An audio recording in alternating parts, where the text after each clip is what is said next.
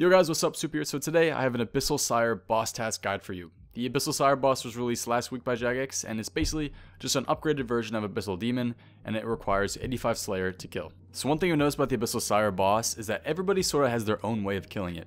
Yes, there is a specific way to kill it and be efficient about it, but everybody has sort of their own personal inventory setup, their own personal gear setup, their own personal sort of way of killing it. So the way I'm going to be showing you is the way I personally do it. I found success with it, but sort of play with it yourself and you'll definitely find a way that you enjoy killing the Sire boss with and the one you find most efficient.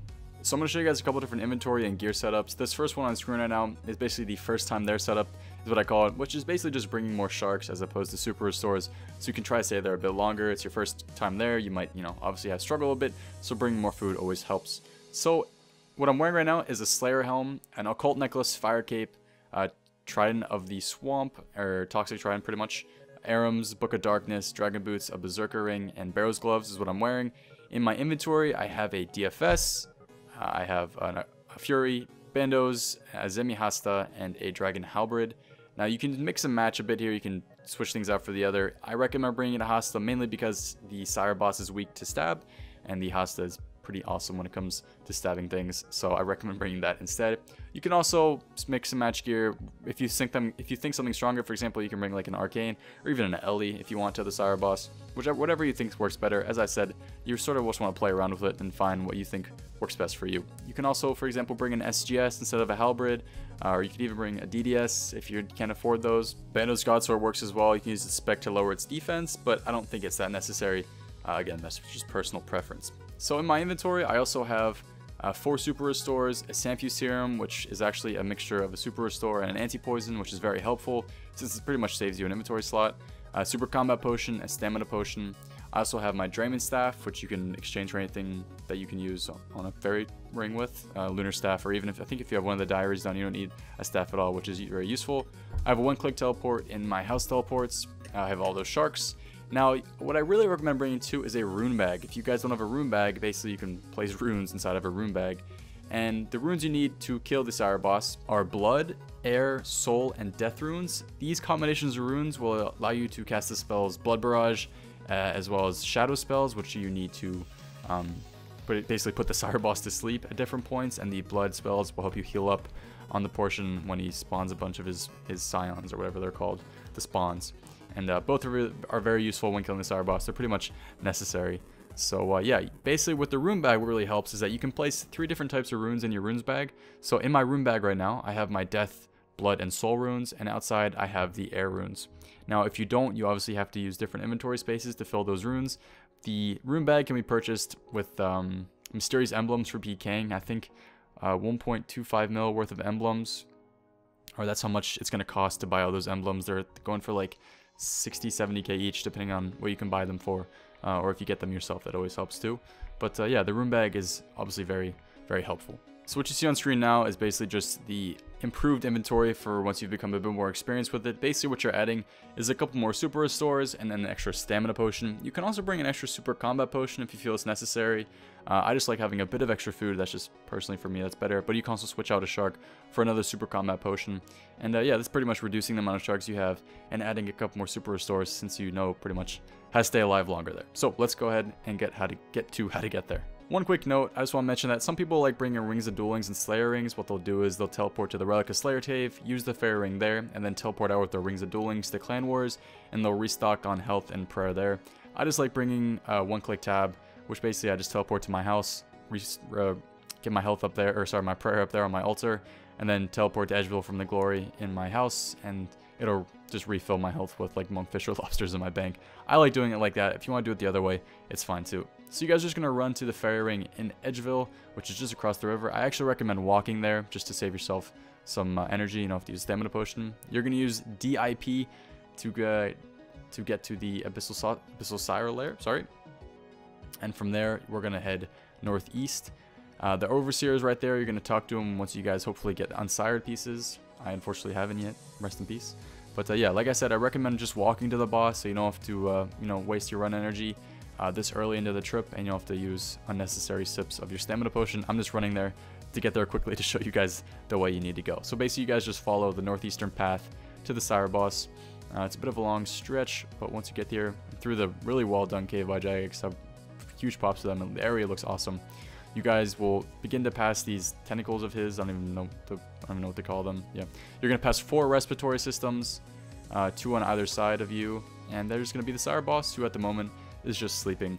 And now we're gonna show you guys how to kill him. So to kill him, when you go through all the different phases, the first phase is basically killing all of the Sire's respiratory systems. To do this, we need to put him to sleep. You guys have to use your Shadow spell, so either Shadow Blitz or Shadow Barrage, and you want to use it on the Sire boss. When you guys use it on him, and you see in the chat box your Shadow spell disorients the Sire, you can go ahead and start attacking the respiratory systems. I did like starting in the northwest corner, and then heading south to one right below it, and then killing that one. Now you guys have a certain time limit to kill these. Basically, you guys see those tentacles that are on either side of it. Its eyes are closed right now. When you see its eyes start to flicker open, you want to head to the very center of the room and start using your Shadow spells on the Sire boss again. So you see the eyes going on right now, flickering. Once you guys see them, they open up, its tentacles will pop up, and you have to go ahead and use your boss or your Shadow spells on the Sire boss again. Basically, use it on the boss again, and once you see in your chat box that you disoriented the Sire, you can go ahead back to killing all the respiratory systems. Now, as you can see, the Sire boss actually spawned a Scion or a spawn at me, so what you can do is you can basically trap it behind one side of the tentacle, and then you can either wait for it to despawn, or you can use your blood spells on it and heal up again. I like using Shadow Blitz, getting max health again, and you can also kill it with melee if you want. So that's the first phase. Quickly before I get to the next one, as you guys see in the beginning, I was moving around, so every time I used a spell, I clicked in a different spot, because he can spawn basically like poison spots on the ground. He'll spawn one very soon, right before I put him to sleep right now. You basically don't want to be on top of those when he spawns them, because they will do damage to you, so always be moving around when you're casting your Shadow spells on the Sire. So for phase 2, once you've killed all the respiratory systems, you guys want to go ahead and put on your melee gear. From now on, you'll be using melee pretty much to do everything except when you want to heal yourself up, which comes at a later phase. So once you've safe spotted the Scion or you've finished killing it, you want to put on all your melee gear, put on Protect from melee, super combat up, and then go ahead and make sure you have Lunge on your Hasta or whatever weapon you're using. Try to put on the best attack option it has, and go ahead and start killing the Sire. It's pretty simple. Now, the one thing you have to watch out for here is that his Scions or spawns obviously do damage to you, and also that he can do more of those poisonous things that are on the ground, the poisonous bubbles that appear on the ground. So when you're doing this phase, always be aware of that. It's a really simple phase. You sometimes don't take any damage here, which is really nice. You guys basically want to wait for him to get under 200 HP. So I'm going to go over again what happens. I can see that he's down to 205 HP, and I know one of my next hits will probably take him down to 200. So my next hit takes him to 157 HP. At this point, you can get one more hit in, and then when he starts walking away and he stops attacking you, you guys want to take off your melee prayer, and you want to put on ranged prayer. You also want to take a sip of your stamina potion, and take a sip of your prayer or restore potion, and you want to stand on that one little strip of vine on the floor. So again, right here, once he's gone below 200, you get one more hit in, take off the melee and piety, put on the ranged prayer, and stand on that strip on the ground, and go ahead and pot up, and we'll go over what happens next. So once you're in that spot and you're all potted up, you guys want to go ahead and put your mouse cursor over top of the Sire. You can attack him right away, but as soon as you see the option to attack him, run straight forward and go ahead and hit him twice. Basically what happens here is, after you attack him, he's going to go ahead and spawn those poisonous bubbles on the ground wherever you were standing prior. So as you can see right here, he spawns them under me, so I run to a different spot. He's going to spawn them under me, so I run to a different spot. Go ahead again. And basically, you guys always want to be in these like 3 square areas, because if you run anywhere else, the tentacles will go ahead and attack you. Okay, so let's go over this again. So once you guys are in that spot, obviously you're potted up, and you have your wrench prayer on, and you're ready to attack the Sire. Put your mouse cursor over him, make sure your piety's on, wait for the attack option to come up, and attack him right away. Run in a straight line forward, and you guys can now attack him twice. After your second hit, you want to run 2 spots to the west. Attack him again, hit him once, and we're going to click 2 spots behind the original poisonous bubble spawn, and then attack him right away again. Now basically, you guys are going to be able to get 2 hits in for the one on the east side, and then 1 hit in for this side. It really depends on your judgment pretty much. The timing is a bit off for some people. It really depends on your ping and your lag and stuff like that, so it can be different for everyone. The thing you want to wait for next is when he teleports you. So you know you've been teleported when basically it looks exactly like you've just been teleported by a teleport animation. When this happens, you guys want to run to a different spot. Make sure you don't get hit by that gas bubble, because you can get hit pretty hard. And he's going to spawn a bunch of Scions and spawns. Now he will not be attacking you in this phase. However, all those little creatures running at you on the ground, which just look like sort of abyssal demons in a sense, will be attacking you, and they can hit you for quite a lot. So again, you want to be praying range, and at this point you want to be casting Blood Barrage on these spawns or scions when you get low. So over again, what happens, as you can see, he's about to teleport me. I'm going to run away from the spot he teleported me in, and I'm a bit low right now, so I'm going to be focusing on getting my health up via Blood Barrage. Now the mistake I did there is I'm running in range of the tentacles. You guys can see the tentacles are staring at you on either side. You basically want to stay in the range of the Abyssal Sire. You want to stay towards the middle of it, so that way the tentacles can't hit you. As you can see, they're sort of slapping at you if you get in range of them. So try to stay in the middle of the Sire, and just constantly run on either side of the Sire while casting Blood Barrage to heal up, or using your using your spec weapon to spec, using your Hasta to stab him. It's basically just a matter of watching your health, watching your run, and making sure that you're constantly attacking the Scion, as well as keeping your health and prayer up. Obviously this phase takes a bit to get used to, so what you want to basically focus on here is just always blood barraging the scions or spawns when you're low, and then always trying to get at least one hit in on either side of the Sire. Now I'd always focus on your health before getting a hit in, but once you're, I'd say, above like 80 health, try to get a spec in or a hit in with your main weapon.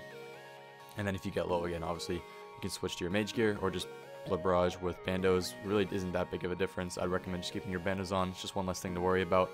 And yeah, so that's pretty much it. Scion doesn't attack, or sorry, the Sire doesn't attack you. And yeah, so I'm gonna leave you guys right now with a full kill that I've done without me talking at all, just to show you guys how it's done.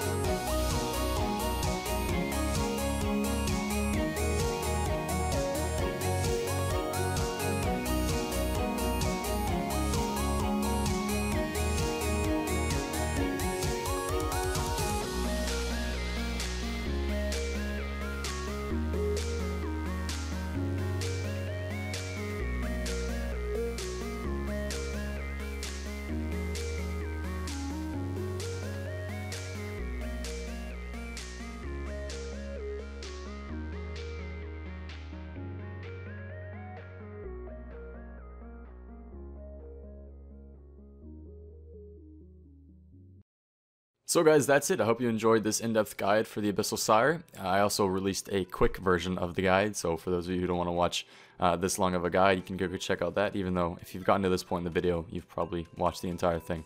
So props to you.